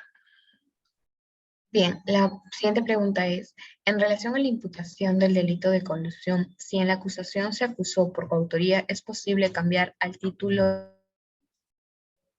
No lo escuché. A ver. Al título de imputación a autoría en la sentencia sin previamente anunciar a las partes el cambio. No.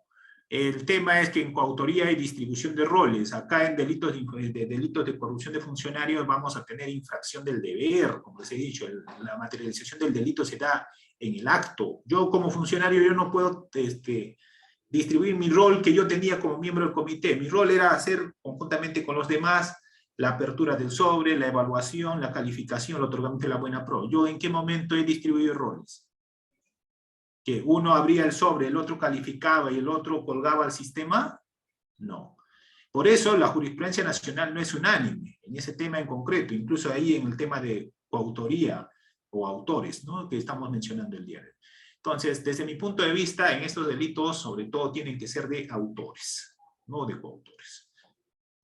Bien, doctor. Siguiente pregunta. ¿El delito de negociación incompatible y el delito de colusión solo se da en las contrataciones con el Estado? Es decir, actos preparatorios, selección y ejecución contractual. En cualquier tipo de contrato que lleve a cabo el Estado. Hemos puesto como ejemplo las contrataciones estatales. En este caso, señalando las etapas de actos preparatorios, etapa de selección y etapa de ejecución contractual. Cualquier operación que realice el Estado. Bien, doctor, le voy a dar el pase a Franklin Martín, que ha levantado la mano.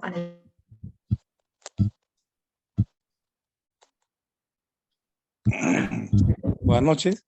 Sí, adelante.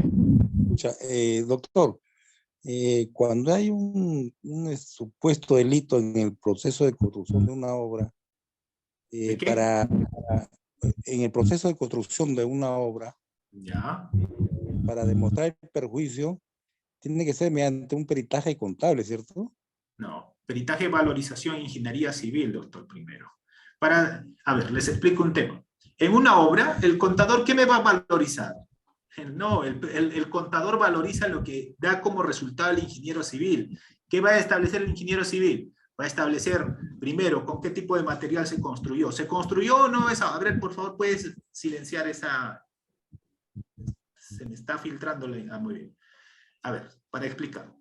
El contador no va a hacer la valorización inmóvil. El contador no. Primero va el ingeniero civil, me hace la valorización de metrados construidos, metrados no construidos, material utilizado, entre otros. Él me establece el primer punto. Luego traslada al contador, en este caso el perito contable, que va a establecer netamente el perjuicio económico. El contador no va y dice, bueno, esta pared es blanca, ¿no? Yo creo que esta pared se ha pintado con pintura que no es de calidad. Él no tiene facultades para hacer eso. Tendrá que ir un ingeniero civil y me diga, pues no, efectivamente, o otro tipo de profesional me diga, no, esta pintura, doctor, no es el que se estaba establecido en la base del contrato, del proceso de selección. ¿Por qué no es? Porque esta pintura tiene estas características, tiene este grosor, no sé. Por eso en este tema de valorizaciones primero va el experto específico, que en este caso de obras que me estás mencionando sería el ingeniero civil.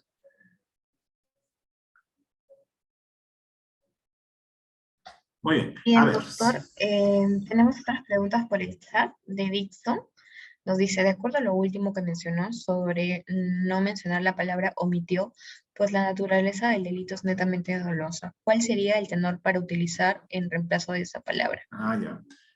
Realizó, ejecutó, pero no omitió. Si yo pongo como omitió, desde mi punto de vista, yo como abogado podría decir, ah, entonces estamos en otro delito, omisión de funciones. Ha dejado de hacer algo. Y no estamos netamente en negociación incompatible o colusión. Entonces, realizó, tiene que ser de acción. Recordemos que cuando hacemos nosotros el fáctico en la acusación, no hacemos la valoración normativa, sino tenemos que poner el hecho fáctico. Los miembros del comité que integraron, realizaron lo siguiente.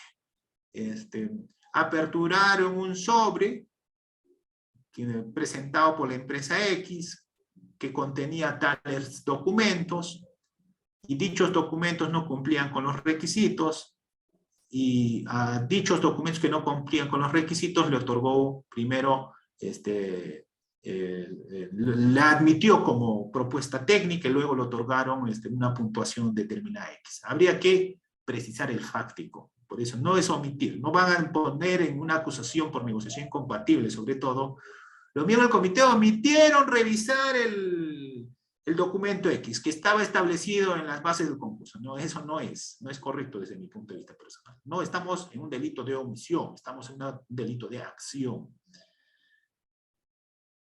Siguiente.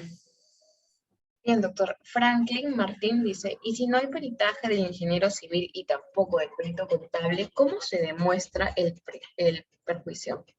Habría que ver, pues, habría que ver. Depende al tipo de proceso de contratación. Si ya se realizó en este caso un desembolso de la cantidad X de dinero, eso tendrá que presentar el fiscal como un elemento de convicción, luego como medio de prueba en la etapa intermedia.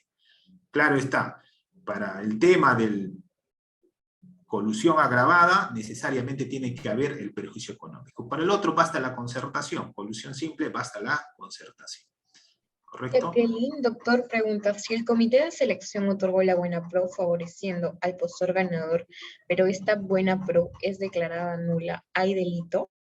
Claro, claro. Siempre y cuando, y hemos mencionado, esa parte, estamos en un delito de negociación incompatible, ya el proceso ha finalizado, pero no se llegó a ejecutar. ¿El delito se ha materializado o queda impune eso? Desde mi punto de vista, el delito está materializado. Entonces, podríamos, bajo esa lógica que decimos, no, el delito no se ha materializado, entonces no podríamos sancionar los actos preparatorios. ¿Correcto? Entonces, desde mi punto de vista, sí está materializado ese tema en concreto. Bien, doctor, tenemos acá otra pregunta de Carmen. ¿Se adecuan las bases para que gane un concurso público negociación incompatible? No se le entiende muy bien la pregunta. En todo caso, podría volver a reformular. A ver, una más ya para avanzar, para irnos por un delito más. Creo que mencioné 3 delitos que íbamos a desarrollar el día. Muy bien. A ver. Bien, doctor. En todo caso, más? continúe, doctor, porque ya esas han sido todas las preguntas del chat. Ya, muy bien. Entonces, ahora vamos a continuar con el tercero, que viene a ser delito de peculado. Creo que les he dicho peculado, ¿no? Muy bien. Esta también que es común, ¿no? Abuso de autoridad. Mejor vámonos con, creo que nos habíamos quedado con abuso de autoridad. Porque ese delito es común también. Ya, muy bien. Vamos con el tema de abuso de autoridad. ¿Por qué es importante esto? Porque la gran mayoría de personas piensa que el delito de abuso de autoridad lo puede cometer cualquier persona que trabaja para el Estado, y no es así, ¿correcto? El delito de abuso de autoridad lo va a cometer solamente un funcionario público, pero que va a tener ciertos requisitos específicos. Muy bien, entonces desarrollamos como último tema el delito de abuso de autoridad. A ver, ¿me siguen? ¿Se observa? A ver. A ver, ¿alguien me confirma? ¿Se observa lo que estoy compartiendo? Sí, doctor, se observa. Ya, muy bien. Dejemos ya el tema de contrataciones, ahora vamos a un delito sobre todo de función, es decir, cuando una persona puede cometer un delito de abuso de autoridad. Y este delito, normalmente la gran mayoría de personas que no conocen dicen, aquel funcionario servidor público, por el simple hecho de laborar para la entidad, puede ser autor del delito de abuso de autoridad. Desde mi opinión personal, no. El delito de abuso de autoridad exige, al igual que en el delito que hemos visto de negociación y colusión, ciertos requisitos específicos. En este caso en concreto, desde mi opinión, solo puede cometer este delito un funcionario. Yo les pregunto, ¿a quién se le considera entonces como funcionario? A ver, ¿alguien me puede decir? ¿Puede cometer el delito de abuso de autoridad un servidor público? A ver, ¿qué opinión? A ver, quiero escucharlos. ¿Puede cometer el delito de abuso de autoridad un servidor público? A ver. ¿Qué dicen? A ver, actívenlo el micrófono, por favor. A ver, quiero escucharlos. Buenas noches, doctor. Ya, adelante. Sí, si vamos al texto, al tipo penal en este caso, donde textualmente dice, ¿no? El funcionario público, bien claro, la norma establece que solo el funcionario público, porque si usted revisa los demás artículos, por ejemplo, en otros delitos como cohecho y otros, dice, conclusión, el funcionario o servidor público. O sea, nos está haciendo una diferencia clarísima, ¿no? Y en este caso solo el funcionario público puede cometer este delito. Y hay un error, creo que muchas veces hace la tipificación ahí. Ahora, usted preguntaba, ¿a quiénes consideramos funcionario público? Serían a las personas que, a los funcionarios o las personas que en este caso contratan o trabajan para el Estado y a la vez están revestidos bajo en este caso para el cargo, bajo una resolución en que especifique, ¿no? Que es funcionario público. Me parece por ahí, doctor. Gracias. Ya, gracias. A ver, Iván, a ver, vamos complementando lo que ha mencionado el doctor. ¿A quién consideramos como funcionario? Primer punto, para de arranque para este tema. Hemos dicho que el delito de abuso de autoridad solo comete funcionario público, no comete un servidor público. Ya, hasta ahí, primer punto. Segundo punto, ¿a quién consideramos entonces funcionario público? A ver, ¿alguien? Porque la gran mayoría de personas dice, voy a denunciarte por abuso de autoridad, y no saben si yo soy funcionario o servidor público, ¿correcto? Entonces, funcionario público, desde mi punto de vista personal, va a ser aquel, primero, que tiene un vínculo con el Estado, segundo, que va a tener poder de mando, de dirección, a diferencia de quién, de un servidor público, ¿correcto? Entonces, funcionario público, aquel que tiene vínculo con el Estado, pero tiene poder de mando, de dirección sobre determinadas personas. De ese modo, entonces, podríamos establecer quién es un funcionario público. ¿Y cómo lo vamos a establecer? Normalmente con un documento, en este caso de su resolución de designación en el cargo, entre otros, que le dé esas facultades de dirección, ¿correcto? Entonces, este delito de abuso de autoridad no lo va a cometer el servidor público, sino solamente comete, ¿quién? El funcionario público, pero para que se materialice este delito es necesario que exista sobre todo algo en concreto. Que esta orden que va a dar sobre todo, esta puede ser de dos formas, ¿no? En este caso en concreto puede ser realizando él mismo la acción o dando orden a que otro ejecute el acto. En este caso en concreto, entonces, del delito de abuso de autoridad, vamos a encontrar lo siguiente.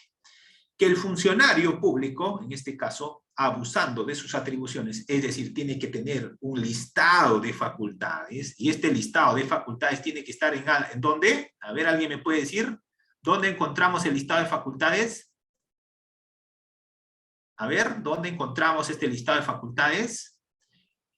En sus obligaciones. Pueden ser un documento en este caso en concreto, documentos de norma de carácter extrapenal. Ahí tienen que estar las facultades. Ordenar, ejecutar, administrar, ROF, MOF o documento de gestión interna.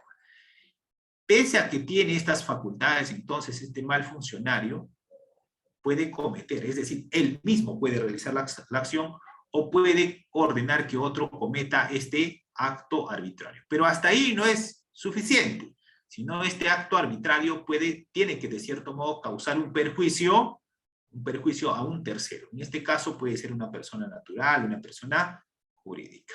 ¿Correcto? Ahí recién vamos a estar entonces en abuso de autoridad. Entonces, funcionario público con esa precisión. Y segundo, este tipo penal es un tipo penal amplio. Es como el delito de falsedad genérica. Es decir, cuando no exista otro tipo penal específico que lo subsuma, podemos nosotros tener en cuenta este delito de abuso de autoridad.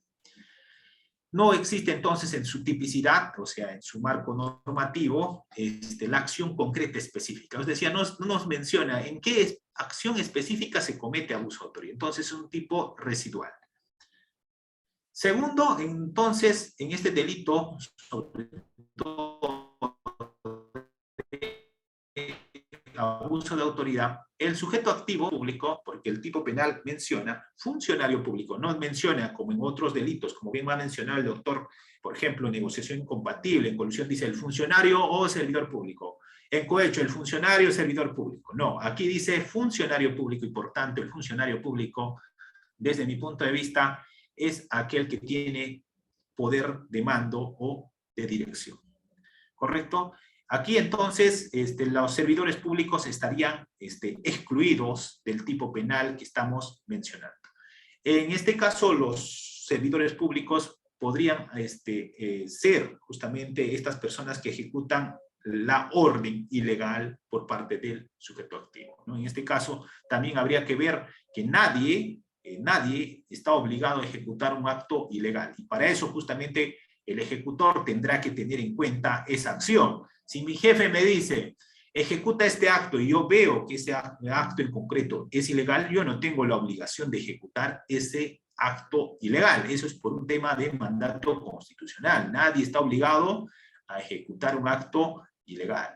Aquí, en concreto, entonces, este acto ilegal que se extralimita a sus facultades, puede ser ejecutado por el mismo funcionario o ordenar que se ejecute por medio de otro.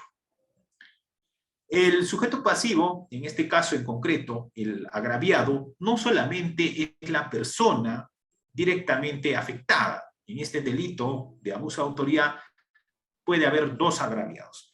El Estado, primero, respecto a este funcionario que abusa de sus atribuciones, comete el acto o ordena la acción arbitraria, y segundo, puede ser también considerado como agraviado la persona directamente afectada. En este caso, la persona directamente afectada podría ser una persona natural o incluso, desde mi punto de vista, puede ser una persona jurídica, ¿correcto? Pero tiene que haber un perjuicio concreto. Aquí lo que se tutela, o lo que se protege, es el correcto funcionamiento de la administración pública en cuanto al desempeño funcional. Esto quiere decir lo siguiente, que todo lo que elaboramos para la entidad del Estado, tenemos que elaborar siempre teniendo en cuenta ciertos principios: legalidad, proporcionalidad, razonabilidad, entre otros. Es decir, debemos elaborar o ejecutar nuestras funciones dentro de los parámetros legales. En este caso, sin extralimitarnos. Entonces, la conducta de este funcionario público que va a estar inmerso en este tipo penal de abuso de autoridad es lo siguiente. Primero, cometer, en este caso, ejecutar un acto arbitrario que puede ser ejecutado por él mismo, o ordenar, en este caso, mandar que otro funcionario ejecute un determinado acto ilegal. Pero para eso, este mal funcionario tiene que tener ciertas atribuciones, ¿no? En este caso, estas atribuciones que lo va a extralimitarse. Muy bien. Estas atribuciones que va a tener este funcionario servidor público pueden estar en el MOF, ROF o documento de gestión interna, como por ejemplo los reglamentos, una ley, entre otros, donde sobre todo le señala qué acciones en concreto está facultado que puede ejecutar. Pero esta persona, pese a tener ese conocimiento que no debe realizar esas acciones que deben estar preestablecidas en una ley, reglamento u otro, ejecuta. Es decir, no tiene en cuenta estas instrucciones y de ese modo ejerce esta acción extralimitando sus funciones. Entonces, el acto arbitrario debe ser entendido como toda decisión personal que toma el funcionario sustituyendo o reemplazando lo dispuesto en forma clara, de lo que está establecido en un reglamento, en una norma, en un ROF, en un MOF, ¿correcto? Esta persona prácticamente no toma en cuenta esas limitaciones que tiene y de ese modo ejecuta la acción. Por eso no tiene legitimidad esa acción posterior que ejecuta. Por eso esa acción puede conllevar sobre todo a ocasionar perjuicios a personas naturales y personas jurídicas. En este caso, en concreto, el objeto material es la persona sobre el cual recae la conducta criminosa, pero cuando mencionamos una persona, desde mi punto de vista, no solamente puede ser una persona natural, sino también puede ser una persona jurídica. La persona natural, sobre todo, va a ser en la gran mayoría el afectado, porque la afectación puede darse a través, por ejemplo, de una conducta de acción. Imagínense un golpe, una lesión. También puede ser una afectación psicológica. Pero si, desde mi punto de vista, si nos limitamos solamente a la persona natural, podríamos decir entonces, si yo ordeno que se realice una determinada acción en contra de una persona jurídica, ¿podría ocasionar perjuicios a los intereses de la persona jurídica? Yo creo que sí podría ser posible. Por eso, desde mi opinión personal, no me limito solamente de que la afectación pueda ser solamente a la persona natural, sino también esta afectación del abuso de autoridad que puede ejecutar el funcionario, incluso puede trascender a ocasionar perjuicios a una persona jurídica. En cuanto al tema de las modalidades, puede ser cometer un acto arbitrario en perjuicio de un tercero o ordenar un acto arbitrario en perjuicio de este, ¿no? En este caso, como hemos mencionado ya hace un momento. En el tema de la tipicidad subjetiva, en este caso también, este delito es doloso. Este delito no es de acción culposa. Muy bien, aquí el agente, el funcionario público, tiene pleno conocimiento y voluntad de ejecutar la acción, es decir, de realizar esta acción ilegal. La consumación, en este caso en concreto, se va a dar siempre con esta acción específica, ¿no?, que va a realizar el funcionario o se va a ejecutar por medio de la orden que va a realizar. Aquí en el segundo punto, cuando va a ejecutar un tercero, sí es posible el tema de la tentativa. Va a haber agravantes en este tema del abuso de autoridad, cuando los hechos se deriven de un proceso de cobranza coactiva, por ejemplo, en esos casos la pena va a ser superior. Muy bien.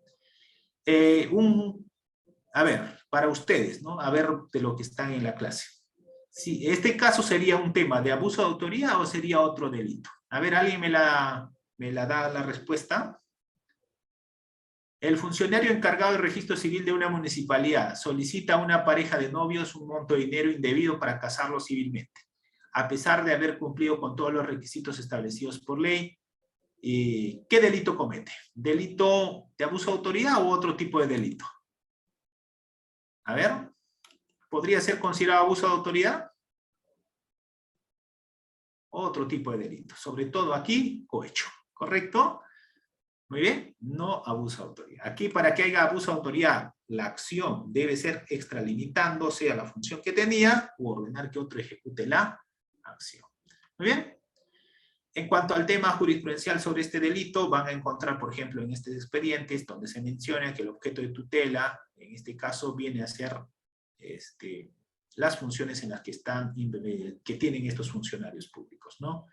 Y aquí, por ejemplo, constituye delito de abuso de autoridad haber citado al acusado en su calidad de miembro policial mediante notificación a un ciudadano sin que exista una denuncia penal previa. Por ejemplo, como he mencionado, este delito es un delito residual, es decir, cuando no encaje otros, puede ser subsumido, pero tendremos que evaluar justamente la acción, en este caso la conducta, para ver si estamos o no dentro del tipo penal de abuso de autoridad.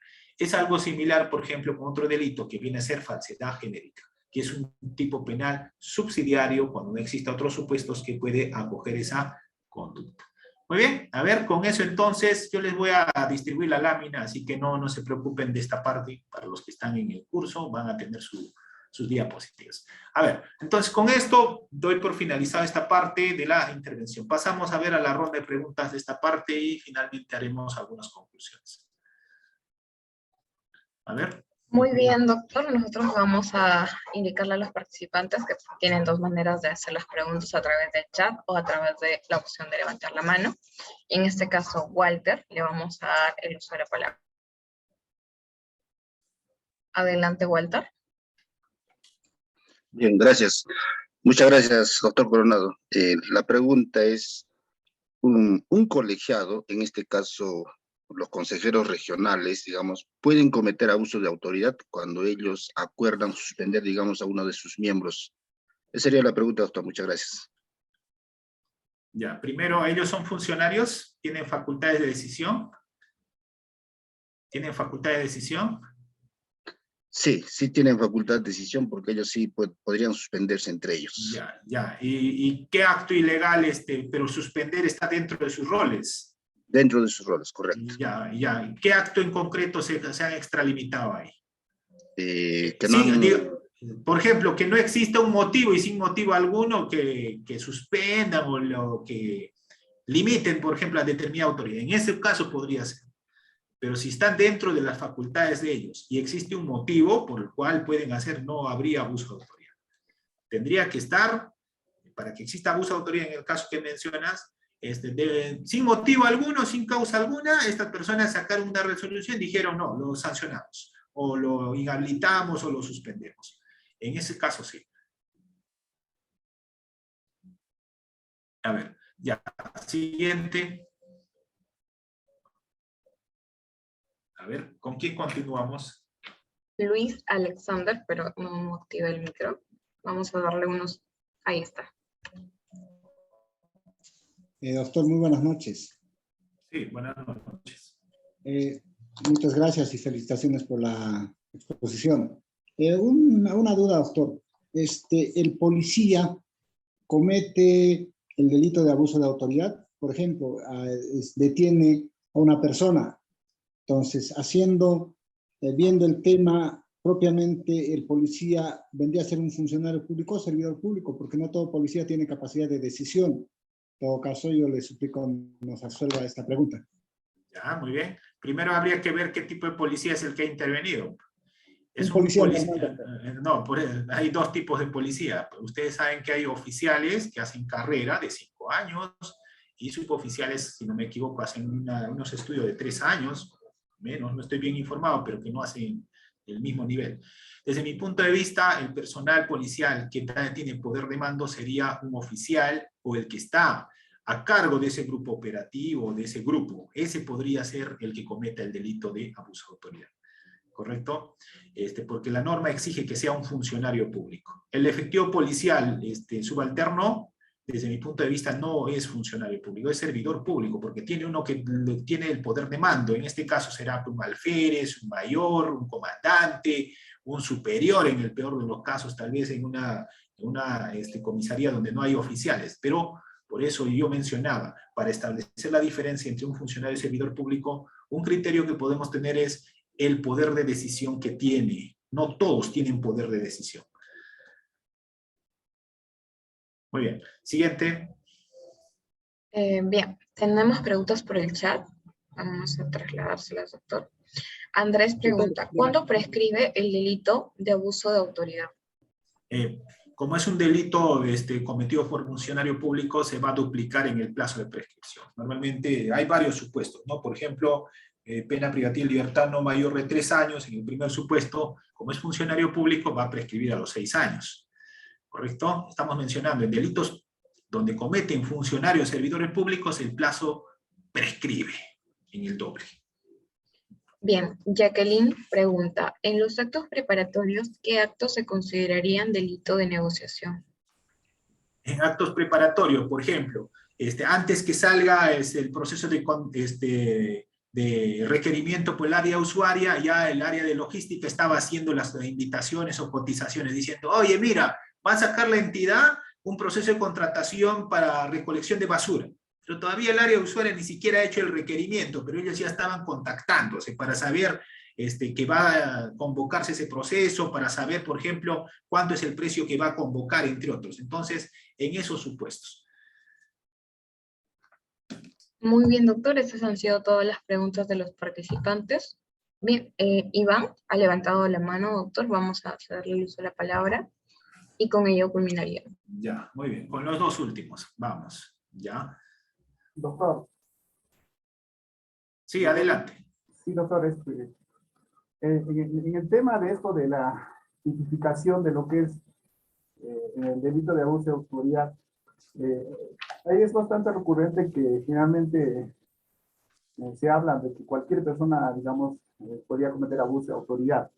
Y a veces, incluso en la fiscalía no definen bien ese tema de tipificar, ¿no? ¿Existe alguna jurisprudencia de repente que tiene a la mano que podría ayudarnos, digamos, a tipificar en este caso, doctor? Bueno, ahorita no lo tengo una jurisprudencia. Lo que tendríamos que ver es jurisprudencia de la Corte Suprema. Hay varios. Ingresa al Poder Judicial, Casaciones, Corte Suprema, y vas a ver de que la calificación es de funcionario público, no es de servidor público. ¿Correcto? Entonces, sobre todo ahí, vamos a ver de que para establecer abuso de autoridad tenemos que tener en cuenta, sobre todo los fiscales, que vamos a hacer la calificación inicial, a quién están poniendo como autor de ese delito. ¿Correcto? ¿Es a un servidor o un funcionario público? Si es a un servidor, desde mi punto de vista, la conducta sería típica. Bien, vamos a pasar con Augusto Lino. Adelante.